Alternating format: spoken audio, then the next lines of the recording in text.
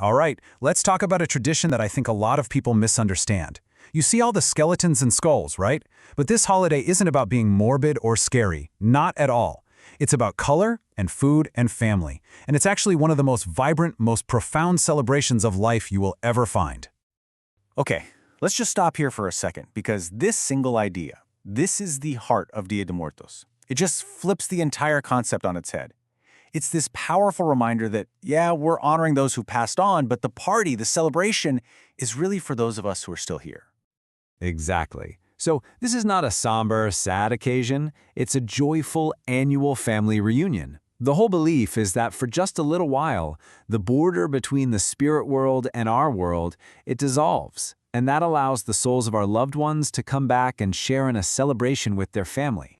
So how does this big spiritual reunion actually happen? Well, it all centers on this beautiful, intricate tradition, the ofrenda. It literally translates to offering. And this altar isn't for worshiping. Think of it more as a personal, heartfelt invitation. It's a bridge between worlds. You know, building an ofrenda is such a personal act. You start with a photo of the person you're inviting back. Then, you lay out flowers and candles to help guide them home. You put out their favorite food and drinks, to refresh them after that long journey. And you include little personal items they loved in life. Every single thing on that altar is a gesture of love and remembrance. When you put it all together, it's like you're creating this multi-sensory map for the visiting souls.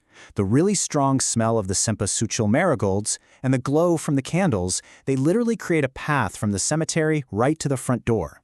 The pan de muerto, or bread of the dead, often has little pieces shaped like bones, while the colorful sugar skulls are this playful nod to mortality, reminding everyone that death is just a natural part of life.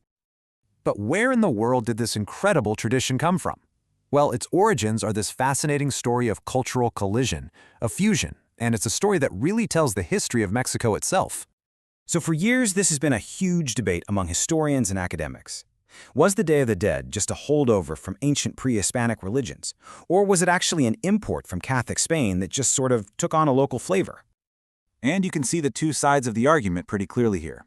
On the one hand, you have these definite pre-Columbian roots. The Aztecs, for example, dedicated entire months to honoring the dead. But on the other hand, the timing of the holiday, November 1st and 2nd, lines up perfectly with the Catholic holidays of All Saints' Day and All Souls' Day. And you can find similar traditions way back in medieval Europe. So the answer isn't really one or the other, it's both. The modern Day of the Dead is this absolutely stunning example of something called syncretism. Indigenous beliefs didn't just vanish, they merged, they fused with Catholic traditions. Ancient rituals got a new spin, creating something completely new and uniquely Mexican.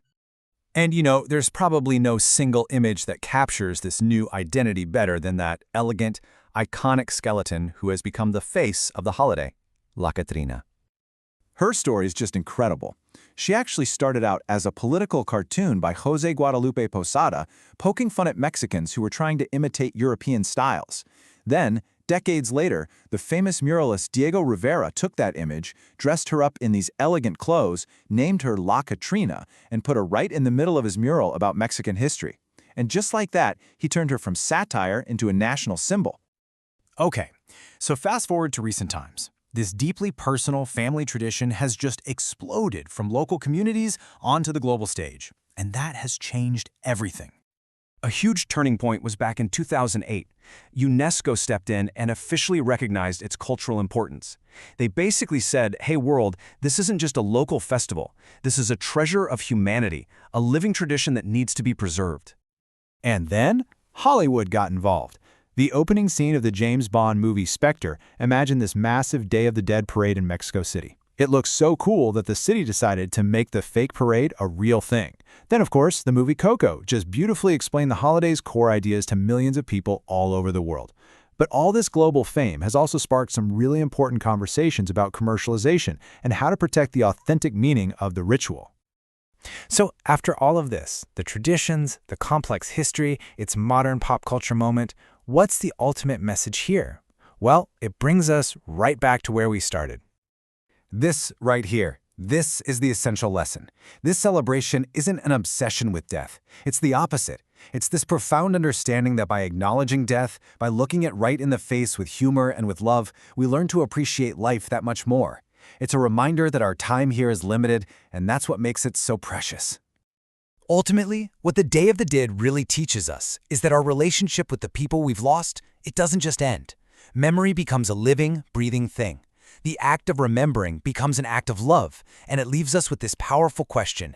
If we all took just one day to celebrate our ancestors, to tell their stories and feast in their honor, how would that change the way we live the rest of the year?